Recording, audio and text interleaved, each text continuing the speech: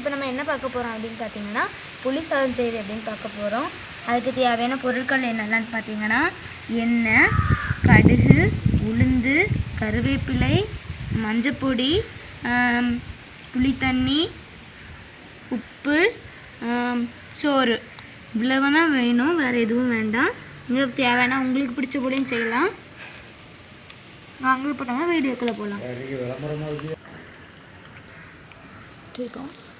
கடுகு இப்போ பொடிஞ்சிட்ருக்கு. நல்லா பொடிஞ்ச பிறகு நம்ம என்ன போடுறோம் அப்படின்னா இந்த கருவேப்பிலையே போடணும். இப்போ வாங்க நம்ம கருவேப்பிலையே போடலாம்.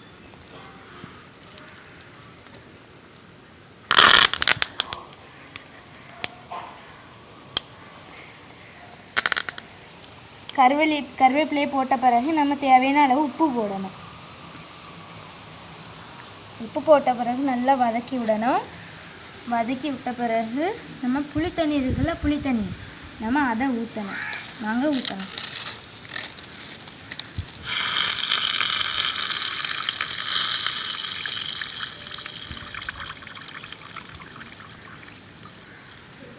புளித்தண்ணி ஊற்றியாச்சு. அதுக்கு பிறகு அது நல்லா கொதிக்கணும்.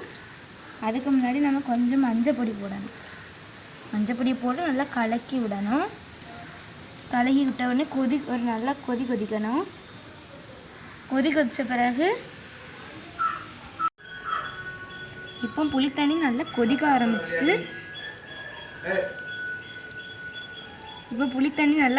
ஆரம்பிச்சிட்டு இப்போ நம்ம இதுக்கான சைடிஷ் செய்யலாம். வாங்க சைடிஷ் அதுக்காக நான் மாங்காய் ஊறுகாய் செய்யலான் இருக்கேன். வாங்க நம்ம செய்யலாம்.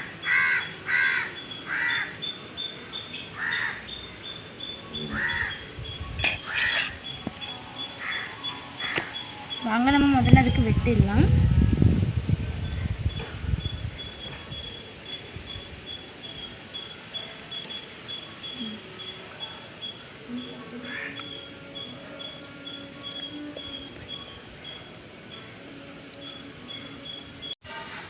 தண்ணி இப்போ நல்லா வற்றிட்டு இப்போ வாங்க நம்ம ரைஸ் போடலாம்.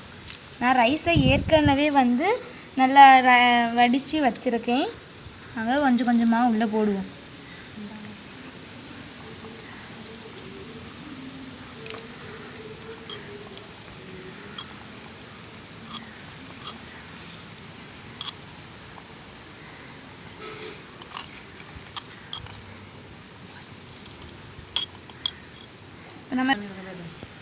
வாங்க இப்போ நம்ம அதை நல்லா கிண்டி விடலாம். சோறு வேணுன்னா கொஞ்சம் சோறை எக்ஸ்ட்ரா ஆட் பண்ணிக்கலாம்.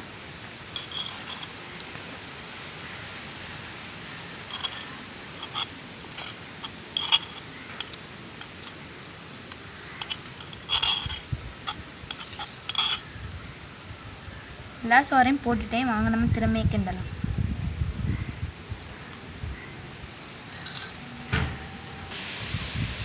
வாங்க இப்போ நம்ம டேஸ்ட்டு பார்க்கலாம். உப்பெல்லாம் கரெக்டாக இருக்கான்னு பார்ப்போம். சூப்பராக இருக்குது. உப்பு காரம் எல்லாம் கரெக்டாக இருக்குது. இது நம்ம இப்போ கொஞ்ச நேரத்துக்கு மூடி வச்சு இறக்கிடலாம். வாங்க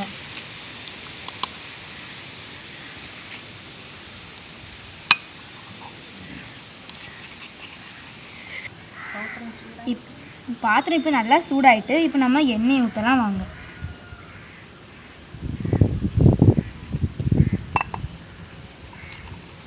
எண்ணெய் நல்லா சூடாகின பிறகு நம்ம மாங்காய் எல்லாம் போடணும்.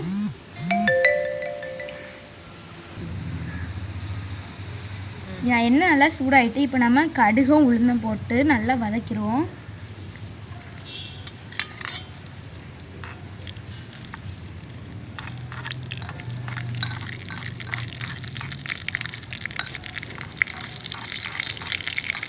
கடுகு நல்லா வெடித்து வருது. இப்போ நம்ம வாங்க கருவேப்பிலை போடலாம். கருவேப்பிலை போடும்போது நம்ம கொஞ்சம் ஜாக்கிரதையாக இருக்கணும். நல்லா வெடிக்குது பார்த்தீங்களா? அதுக்கு தான் ஜாக்கிரதையாக இருக்கணுங்கிறது. எனக்கே பயமாக இருக்குது. நம்ம அடுத்து என்ன போட போகிறோன்னு பார்த்தீங்கன்னா மாங்காவை போட போகிறோம். வாங்க நம்ம மாங்காவை போடலாம். மாங்காய் போதும். நம்ம இனி வதக்கிக்கலாம்.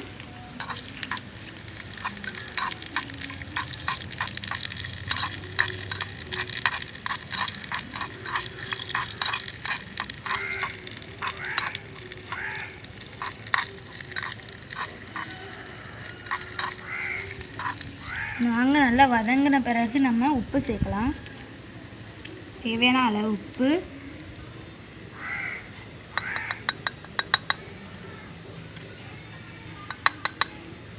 அடுத்த தேவையான அளவு நம்ம தேவையான அளவு மிளகாய் பொடி போடலாம். அதுக்கு பிறகு கொஞ்சோண்டு மஞ்சள் பொடி போடலாம்.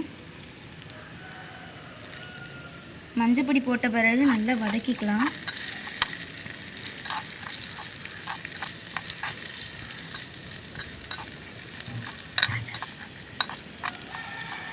பார்க்கவே சும்மா அழகாக இருக்குது. நீங்களும் பண்ணி பாருங்கள், எப்படி இருக்குன்னு சொல்லுங்கள். வாசனை சும்மா அருமையாக இருக்குது.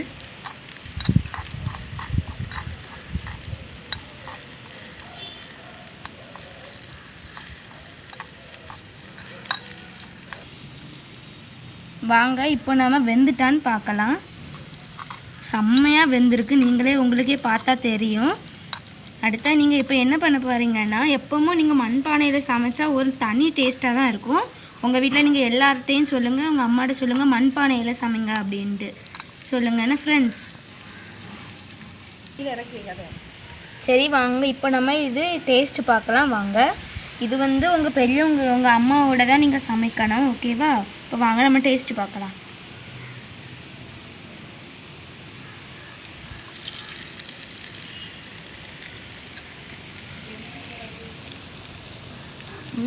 சூப்பராக இருக்குது. ஊறுகாவும் செம்மையாக இருக்குது. இங்கே நீங்களும் சமைச்சு செஞ்சு பாருங்கள், உங்கள் அம்மா எல்லோரும் கூட வச்சு செஞ்சு பாருங்கள், செம்மையாக இருக்கும். சரி, நாங்கள் நாளைக்கு அடுத்த வீடியோவில் சந்திக்கிறோம். பாய் பாய்.